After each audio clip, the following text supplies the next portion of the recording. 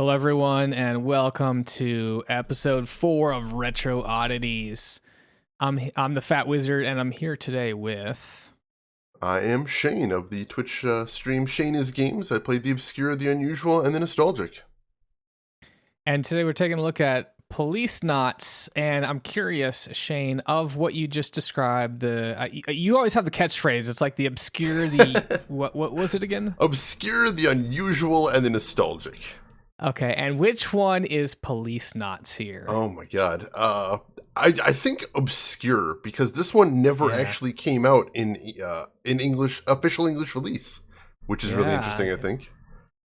Yeah, so you direct me to a fan translation, and so I was kind of thinking, because this game is crazy, you know, like the dialogue is batshit crazy, and I'm thinking like, how funny would it be if someone like mistranslated everything like on purpose, like completely, you know, out of left field there, and so you think you have an understanding of the story, but it's nothing like that. What do you think? How faithful would you say that you think the translation is on that fan patch? I mean, mainly based on the fact that I played the spiritual predecessor to this, Snatcher, which did have an English translation. Okay. They're very similar in a lot of ways. Okay. And we should probably mention before we get too far in who made this game, right? Yeah. Who made it? Was it a 14-year-old teenager? You'd think so. You'd think so. The writer, director, and not the producer, the designer, writer, director, and designer of this game is none other than Hideo Kojima of Metal Gear fame. Yeah, there you go. And, you know, I've been familiar with Kojima's work through, you know, the Metal Gear games and the Zone of the Ender games. Mm. And, you know, he's been always a little pervy, right? But it was kind of like, you know, give him the old ribbon, and you're like, you know, Kojima, that's Kojima. But when I played this game, I was like, oh, dear Lord, what is happening right now? Like, everything has innuendo in it. It's definitely like got some, you know, pretty concerning, you know, again, this game is mid 90s, right? Yeah, it is. And so very regressive in some of the themes there. Oh, absolutely. So fair warning that it's not a game that plays well in 2022 in terms of, like, you know, some of the dialogue and the casual like insults about, you know, particular people, or, you know, I don't know specific stuff, but I remember like thinking like that's not something we would feel good about writing today. But no, absolutely not. Yeah. This is this and Snatcher, I would say, is very much the height of Kojima being incredibly thirsty. In the sense that over the course of these two games, I don't think I can think of a single female NPC that the protagonist doesn't hit on at some point. Excessive is the word that comes to mind, definitely. Mm-hmm. Yeah, extremely excessive. So let's talk a little bit about what you do, though. You know, obviously it's a visual novel as we're watching here, Mm-hmm. and so here's the thing. I'll be honest with folks here. Is, you know, this game, I like visual novels, but for me, a visual novel has to have a very, very strong initial pull and good pacing. So, like, in my opinion, things like the 999 series. Oh yeah. Venture, Last Escape, was it? I don't remember what it's called. Last Virtue. Virtue's Last Reward. Yeah. There you go. Yes, that's one of those. And then Steins Gate, really great.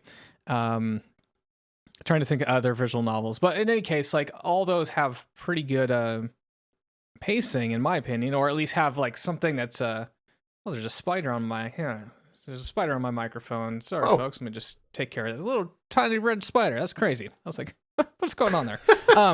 Anyway, what I like about those is they have like a really cool hook, at least for me. You know, it's like you got Steins Gate, you got the time travel.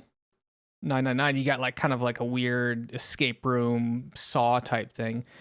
For Policenauts, it started out like that. It was like, okay, cool. I guess you're like in outer space or something like that, right? You're going up with a mission of like 5 people. Right. And it's a little hard for me to understand because it was a while ago, but I think it was like your tether breaks and you just like start floating off into space. Is that more or less right? What happens there? Right. There was an accident with one of your thrusters. You got shot off into space.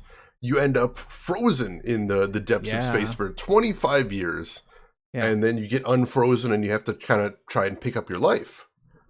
Yeah, and I really liked the idea. I was like, oh, this is going to be a really cool sci-fi thing. And it is a sci-fi, but it then brings it back into like this buddy cop thing. And I'll be honest, I'm not a huge fan of like cop procedurals. So I think it's a little difficult for me. You know, it's kind of like, it's almost like that detective noir story, right? Where a pretty young dame who happens to be your ex-wife comes in and is like, hey, you know, I've got my husband is missing, and then she gets fridged pretty much after that, right? Yep. She dies in a car crash, and so again, this is all like the first 30 minutes, so we'll try to stay away from spoilers as much as possible while still describing the game, just because, you know, if people want to play this game, if you go through the entire story and like, oh, this is XYZ happens, it kind of loses that luster there. So Shane is someone that has played through the game and experienced the story. I finished around chapter 2. I kind of saw all I needed to see. All right. You know, which is okay for retro oddities. We've talked about like not every game might be for us, and sure. It's okay to stop. But Shane, I'd like you to walk me through like the story. Like, do you feel like it has a pretty good payoff there, like a compelling story? Is there like, does it like hook you in, or like walk me through how you experience this? I thought it went to some interesting places, but with the caveat that it does hit every beat you would expect from a noir. You know, you've got the alienated protagonist, you've got a femme fatale, you've got a distrust of authority, you've got a protagonist that's constantly down on his luck and is overwhelmed. So it does very much follow the formula you would expect, but I really liked the setting that they had it in, and they do get into some interesting sci-fi sort of issues, but they don't really get into it until the last like third of the game, which is not great. I did think, and this is something that is, I'd say, very typical for Kojima's writing, is he's very thorough when he thinks about, okay, so let's say that you have a society that has space, right?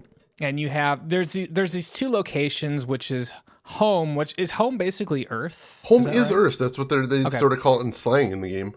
Yeah, and then there's this new place called Beyond, and I guess Beyond seems to be some space station some way outside of Earth, right? Like maybe a day's travel or something like that. Is that right? Right.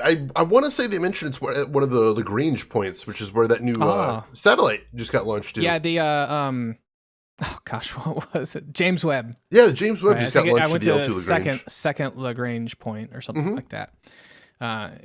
Where, you know, retro oddities, where you come to your late breaking scientific news. So thanks for sticking with us, folks. So what I really like about it is he thinks about like, all right, well, how would you do certain things in space? Like, for instance, I'm trying to think of like, nothing's coming off the top of my head, but here's an example of medical sciences, right? What if we had little bots that delivered the medicine to the affected portions of your body? So instead of like taking a shot and having to work through that muscle and then hopefully get that, you know, penicillin or whatever to the spot, what if there was a little bot that went into your body and is like, I'm just going to like poke a little bit of penicillin into this infected cell? And that's the type of stuff I find really, really fascinating, because I was like, oh yeah, that kind of makes sense, right? And this idea of like this, as we get medical science more and more combined with like biology and computers, like that makes sense. You can see how a pharmaceutical company would expand into that. So I'm curious, Shane, was there anything that you could remember, maybe on like the space front there, about like, this is a really interesting thing, and you can see like, yeah, this is definitely something we need to solve as a society that is spacefaring? Yeah, there's a couple things that are really, I think, well thought out from a speculative fiction perspective. Which is one of the things is there's a subplot in the game about illegal organ smuggling. Yeah. And the reason they go into that is just because, and this is true in real life, we found that prolonged exposure to zero gravity, as well as cosmic radiation, can cause organ failure in certain people. Your heart fails, your liver fails, your kidneys fail.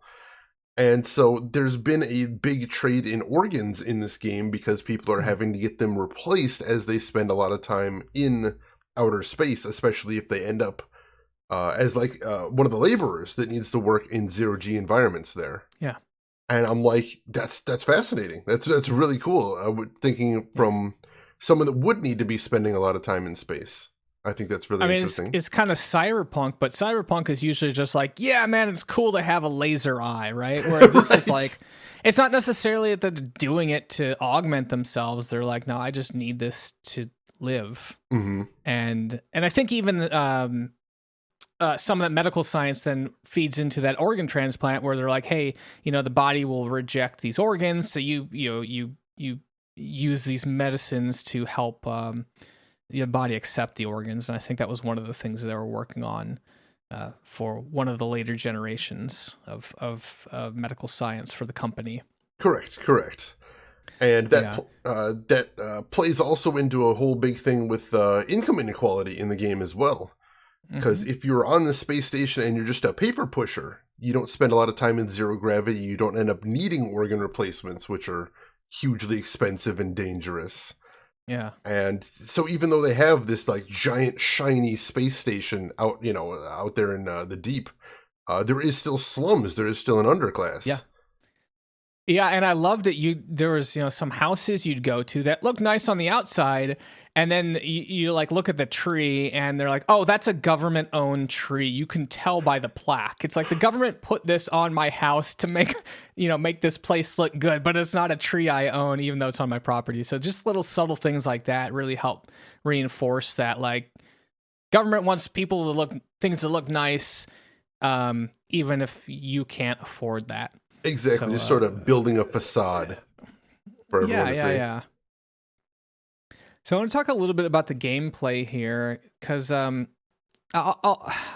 thing I had an issue with the game is that you could click on an object. Well, so first of all, there's a lot of detail on every screen. Like, a lot of adventure games, you can click on 6-7 different things, but almost every single thing on the screen you could click on once or even twice or 3 times to get a different description. Mm-hmm. And me being kind of obsessive compulsive about understanding the entire scene, it really slowed me down because I'm like, oh, okay, I'm gonna click on this mouse. Oh, it's a mouse to use on a computer, and then you can click on it again and be like, I've been using this mouse for 25 years, and so there's a lot of like non sequiturs almost that populate the scene. Shane, were you able to restrain yourself at all? Or are you the type of person that wants to click on every little item on the screen? Oh, I want to see absolutely every little thing. If they took the time to write little descriptions, I want to see them, every single one of them. And that's cool. I'm fine with that. But what I wasn't a big fan of is when you go to talk to someone, it presents a dialogue option. So you'll have like, ask about so-and-so's husband. And you can, almost every one of those, you have to select twice to get all the information, and sometimes 3 of them. Right. And that really bugs me because it's like, well, if there's more to tell me, is there a way we can like color code this to know that if I click on it again, I'll get more information, or if I click on it again, are you just going to repeat what you told me? And there's no way to skip past that. So you're like, oh, okay. So I wish that there was a better way to say like, you have more information, like either gray out the text when you've heard everything, or just like when I click on a topic, just tell me everything at once, right? Yeah. I've had adventure games that do that. Always kind of bugs me. Where's your take on that, Shane? one of my least favorite mechanics in adventure games. Because there are moments in both this game and Snatcher where that's the only way to progress. Yeah. Is And go you're to like, the person, ask them every single topic until they Yeah. stop saying new things. These things. Yeah. I think even in the first encounter with the I don't remember the woman who comes and talks to you, is basically your ex-wife. Right. I went through all the dialogue options. I'm like, all right, how do I advance in this? And then it's like, oh, you had to click on some of them again, and boom, now you can advance. It's very unintuitive. Yeah, but the game does kind of hold your hand. You know, it basically won't allow you to move on to the scene until you've gotten all the information. At least, you know, from what I played, it won't allow you to move on until you've gotten all the information you need to move on to like the next step or the next location that you would go and visit. Right. So in many ways, I mean, it really is a visual novel, even though it has the facade, I guess, of an adventure game or a point-click adventure game. There's really, as far as I could tell, there's not a whole lot of like puzzles you solve. I think you kind of pick up some items and you use those items to show other people. But Shane, as far as I know, there wasn't anything like, oh, you have to use this item on this item to solve this thing. No, they don't really give you an inventory, and they don't really have any sort of those puzzles. There's only a handful of puzzles. There's one involving matching some seals to some markings on some pills, I think. There's one major puzzle in the game, and I want to mention it because I did love it. I thought it was fantastic. Okay. I think it's in the third act. There's a moment where you're chasing after a suspect, and you chase him into a store that sells women's handbags. Okay. And you find out that he's placed a bomb inside of one of the handbags. Okay. I'm liking this game more and more as you talk, so keep going. And so it's sort of a two-piece puzzle. The first part is you found out that the bomb is in a knockoff handbag. So what you have to do is you have to go to all the handbags in the store, and you have to find one that matches a real one and isn't a knockoff one. And that's sort of a spot the difference type thing. Okay. But I really liked it because every time you eliminate one of them, there's a little bit of dialogue where the character is talking about, oh, this is really tense. There's a timer ticking. We got to get through this. Sure. So it's not just sort of setting aside the narrative to do a puzzle. The puzzle's really integrated well. And can you lose there, or? Oh yeah, you pick the wrong thing, it explodes, you die, you start over. Is there a time limit as well? So this part, there isn't a time limit. Okay. But once you find the bag with the bomb, you open it up, and there is an entire puzzle where you have to defuse the bomb. And this is sort of a short series of mini games. There's a part where you have to trace wires and snip the correct ones. There's a part where you have to move you have to unscrew some screws to get access to another panel. And during that, there is a timer displayed in the corner of the bomb, ticking away the whole time. And I found that to be very tense, very interesting. Mm-hmm. And some of the other moments that are I maybe could be tense. I don't think I encountered any, but there's one of the things you can do is shoot a gun. Mm-hmm. And you actually do that quite early. So basically, you know, we talked about how your ex-wife is killed.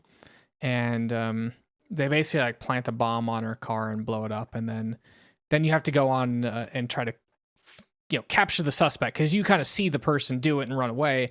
And there's some scenes there where you're shooting your gun at them, and it's a little hard to control though, because you know this is a PS1 game, and this was, as far as I know, is before the analog stick there. Yeah. So you're just using the D-pad to try to move your cursor across the screen there, and often it was like, all right, push it to the right, oh, a little too far, try to tap it to the left a little bit, and so kind of like lining up the shot as the guy's like popping in and out. No, so there's a. Interestingly enough, I don't think this would have been something that really came into play in the US, but the game does have baked in compatibility with the PS1 mouse, which basically had no presence in North America, but was kind of a thing in Japan.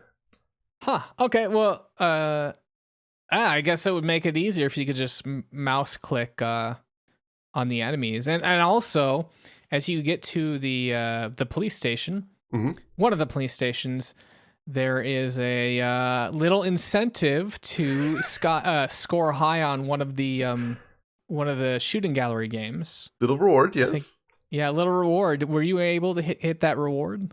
I could not bring myself to attempt it. I tried it just to be like, how hard is it? It was I tried it like once or twice, and then I went into YouTube and just looked at it.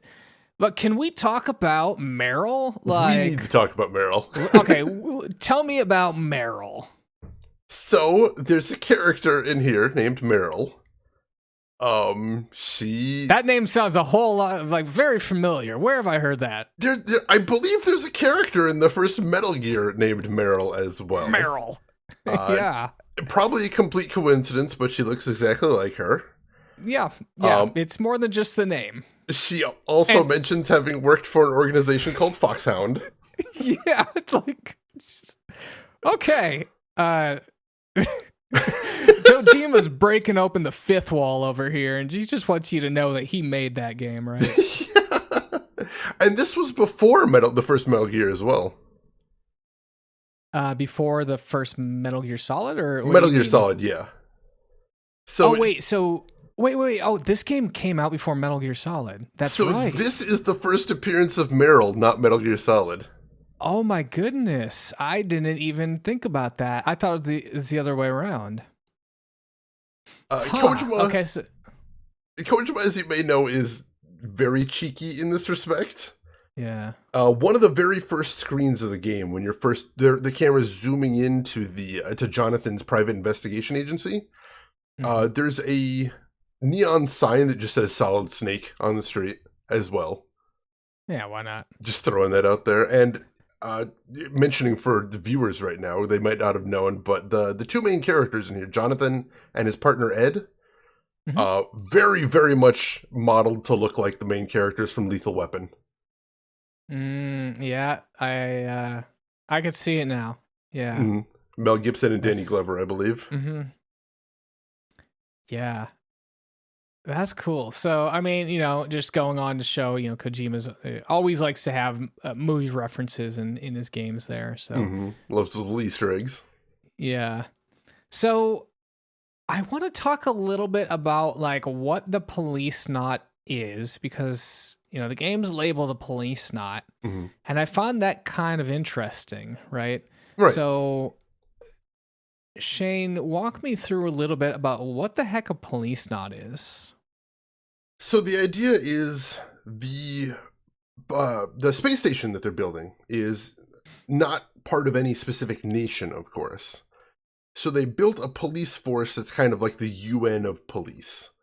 And it's made up of individual police from a whole bunch of different member nations that are building this police station. So our protagonists, Jonathan and Ed, are from, I think, Los Angeles in the United States. There's somebody from Japan in there. There's somebody from Russia in there. So there's just this big sort of United Nations style global police force that is meant to, enforce law on this station that doesn't specifically have laws from just one nation, which is kind of interesting. Yeah. Again, talking about speculative fiction, that's definitely a problem that would need to be solved. How do you enforce the laws in space? What laws are you enforcing in space? Good old street justice is how I do it. There's a video game to be found there. Yeah. And then, and I guess what's interesting is after the Policenauts disband, they all seem to land in pretty high locations, except for Ed, I think, right? Everyone else seems to be like, oh, I'm a bigwig of the pharmaceutical industry, or this other guy's like, I am now the leader of the police in LA or whatever. Right. So they all seem to be pretty successful. And that's something that Jonathan notices. He's very aware of that, and he gets kind of suspicious of whether there's any sort of corruption going on with his former teammates. Because it seems like everybody did suddenly get very cushy jobs after he got jettisoned into space. That seems weird, right? Yeah. I mean, I definitely want to continue playing this game. It's going to be one of these where I'll play like a half hour every week or something, though. So I will see the resolution at some point there, just slow going. Excellent. And then the actual police station is pretty cool because they've got like flying mechs that they can use to go arrest people and monitor the civilians. So that's cool. Flying cars, of course, since it's the future. Mm-hmm. Yeah, but I guess Ed is part of... the way I understand it, there's like kind of like the new cops and the old cops, right? And the old cops, Ed is part of, and that's where Meryl is and this other dude is. And they seem to be almost like relegated to the basement floor, right? It's sort of like, turn in your badge, you're off the case sort of thing. And so I think that was an interesting thought. It was like, you've got these people that are almost favorites of the police force, and they get these flying mechs, and then you got the other guys that are just like, we get a trooper car, and they let us have it for the weekend for fun or something like that. Right. And they're not taken very seriously, and they're just sort of given really low-level garbage jobs to be doing. Yeah. But of course, as we find out, they're very competent. They're very driven, to actually solve these cases, get criminals in prison. Mm-hmm. Whereas when we see the new cops, they all seem very, full of themselves, very snooty. Oh yeah. I think even the leader, if I remember right, like the leader is like, I don't have time for you, like the leader of the police station. Mm-hmm. So almost like, I don't have time for you. What do you need, Jonathan? When you meet him. Right, he kind of treats them like children, just completely looks down on them. Yeah. Now, I'm trying to see. This is, I'm also seeing that this game was on the 3DO, which is pretty cool. It did get several ports. The very original version of this game was actually on PC Engine. Oh, yeah, that's right. So yeah, I see the PC 9821. Mm-hmm. It's got the 3DO, the PlayStation, and Sega Saturn. And this had a thing sort of like Snatcher in effect, in that the different versions ended up being very different. Oh, really? For example, the first couple of releases of this didn't have any voice acting, whereas the PS1 version did. Yeah. It looks like the Sega Saturn also supported a light gun for the gun firing, so that's cool. For the 10 minutes that you actually would use it. One of the other things I do like is that the animation that they'll do like these cutscenes, little like mini cartoons or whatever, and the animation is really fun to watch. Like I kind of almost want to just see a Policenauts animation as opposed to playing the game. I would be down for that. I love it. Yeah, it was cool. I really liked the art. I really liked the whole vibe of it, especially like the first 30 minutes where you're on Earth. That felt so noir. I love the lighting. It really did. Just the very first shot you see with the light coming through the blinds as he's sitting at his desk and smoking. Such a cool image. I love that. Yeah, I agree. I think it sets the tone of the game quite well. And also, I'm a big fan of the soundtrack too. I thought that was really nice as well. Soundtrack's great. I guess again, just for me, it's the pacing wasn't there for me. But there may be a point where it picks up and I become really interested in it. So, Shane, as we're kind of wrapping things up, if you were to kind of like summarize why people should play Policenauts, like I know we kind of been doing this, but like, can we articulate this in a couple lines of like what makes this game so special? Well, of course, if you like noir, I think it's a pretty cool noir. If you like speculative fiction, it's got some interesting ideas going as well there. And I think simply for historical value, if you want to see a young Kojima still trying to stretch his legs, still trying to, figure out where he wants to go narratively, and as a game designer, you do see a lot of flashes of not just the obvious, the ones like Meryl, but you kind of see... him talking about politics in several points, which would be a major factor in the Metal Gear series. And I think if you are a fan of Kojima and you want to see where he comes from, where he's going, I think that's a really interesting perspective to bring in as well. Yeah, and again, if you are able to read, I think it was just Japanese. I don't know specifically as like which it was kanji, hiragana, or what particular. I'm not very fluent in my Japanese writing and whatnot, but me neither. So yeah, like if you're able to read that, go for it. Otherwise, you will have to download this and use the fan translation. So, but maybe that's the best solution, because I think this game goes for a pretty penny if you wanted to actually buy a real copy on any of the platforms. Like, I don't think you'd be able to get it for very cheap. It is actually very cheap. Is it really? I bought my copy for $15. What? Okay. Yep. Now I need to look this up because I know Snatcher is super expensive. Yeah, Snatcher's going for around $900 last I checked. Yeah, and I figured Policenauts was the same thing, but yeah, you're right. Like the Sega Saturn, you get for like $50 here. Let's see, Policenauts PS1. Yeah, it's like $40 from Japan or whatnot. So yeah, there you go. Maybe this is the game you want to pick up and learn Japanese and. If nothing else, some nice little shelf appeal for you. Yeah, I do really love the box art that I'm seeing here. Oh yeah, gorgeous, gorgeous.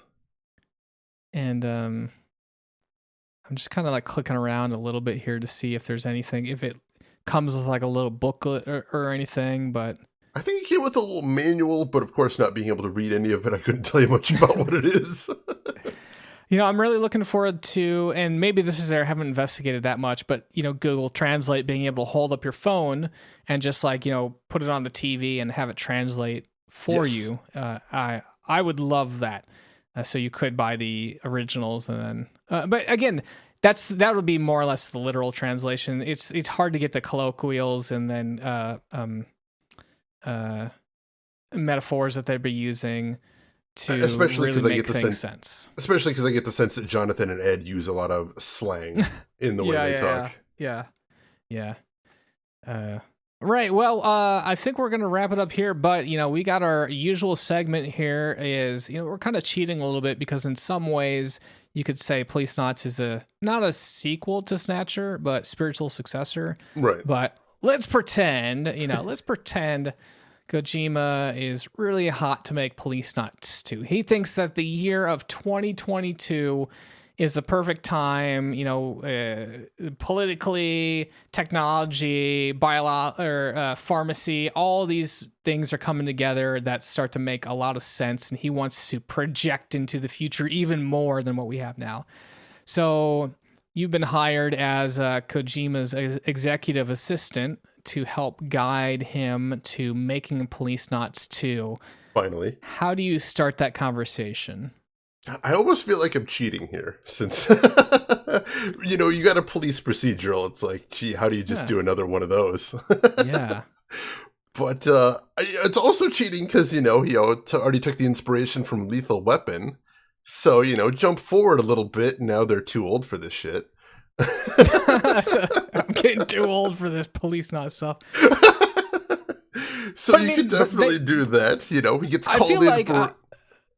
But Policenauts kind of already had that too old for that stuff. Like the dude was like 35 or lost for 25 or 35 years. He's coming back. Everyone else is older, but he's still the same. So I feel we got to do better than that, Shane. Try this one again. All right, we got to jump forward even from that. Too old for being too old. They're geriatric now. It's 0G, so they don't need wheelchairs or anything. They're just sort of hovering around, waving their canes at the bad guys. Extremely low speed chases. All right. I could see that being a thing. Do we tone... here's the question. Do we tone down the innuendo or amp it up? Do we really lean into that? Or do we say, it's time to grow up here? I think we definitely tone it down and then get overridden by Kojima and get crank it up to 11 anyway. I was going to say there's a place where you can make like the old perverted man still kind of work, right? Where if it's more like people laughing at him for like, Grandpa, no, Grandpa, you're embarrassing me, that sort of stuff. Like, I think that could work if they went over the top there. Comedy definitely still has a space for the awkward grandpa. I believe this. The awkward grandpa, yeah. Okay, so Policenauts, awful grandpa. Yeah, It sounds like what we're naming this. we And could even, if you wanted, to have him training the next generation and call it, I don't know, Policenauts Academy. Just a thought, like you know. it. Yeah. Well, Shane, how if I wanted, let's say that I have some amount of like channel points. I don't know. I'm not trying to ascribe a particular currency here, but let's just say I have a lot of channel points. Sure. How might I be able to spend those channel points to make Policenauts : Bad Grandpa, or whatever we're calling it, a reality? Well, of course, you know, being good friends with Hideo Kojima personally, you know, I'm texting me every other day. You assign some of those on my channel if you wanted to pop over there, where I play the obscure, the unusual, the nostalgic every Friday, Saturday, and Sunday. And perhaps I could be convinced to use the massive industry power that I definitely absolutely have, and I'm not completely lying about, to leverage these games that will absolutely be getting sequels and not be forgotten by history. Well, I mean, really, you're 3 for 3 on the past episodes, right? So we've got all of our sequels to the games we've covered so far, and like, let's go for Policenauts 2. May as well. So you know, you've got the historical pull. The proof is in the pudding, is what I'm trying to say here. Keep that streak going. Let's make it happen. Yeah. Yeah. Okay. And what are you doing over like the next month or so? Like, what are you going to be doing? We are actually going to be playing an old FromSoft game, the folks that made Dark Souls. I never heard of it. I have heard of Armored Core, though. Oh, yeah, that as well. There's a series that needs to come back. Yeah, I've also heard of Kingsfield. I don't know this Dark Souls stuff, though. They made some old first-person horror games on PS1. What? Called the Echo Knight series. The Echo Knight, oh my. And next week I'm going to be starting an edition of that never actually came out in English either, called Echo Knight 2 Lord of Nightmares. You mentioned Kingsfield. They actually play very similar to Kingsfield, except just no combat because it's a horror game. I'm just looking up an image here. It's still that kind of first-person game. You're still kind of going around cramped environments. So obviously the same engine. Yeah, and this PS1. Yeah. The telltale signs of the textures sliding off the walls. So. Those vertexes never quite meeting up. That's close enough. You get the idea. Yeah. Well, there you go, folks. If you want to watch some Echo Knight, is it Echo Knight 2, or are you going to be doing like a series playthrough here? We did the first one in the past. We're working on the second one now. Well, there you go. Let's all head on over to ShaneIsGames. Check out Echo Knight 2. Of course, if you're interested in more Saturday morning gaming content, we have a website, www.saturdaymorninggamingshow.com. Got all the episodes of Retro Oddities and our main show. I think we're gonna be doing Metal Gear is probably the next game, because this episode will probably release sometime in March. So we're gonna be covering Metal Gear, which was written by none other than Hideo Kojima. So we're getting kind of on a Kojima kick here, I think. That's a good thing to be doing. Stay tuned for that. Well, Shane, it has been an absolute pleasure. Love talking old, obscure, nostalgic games with you.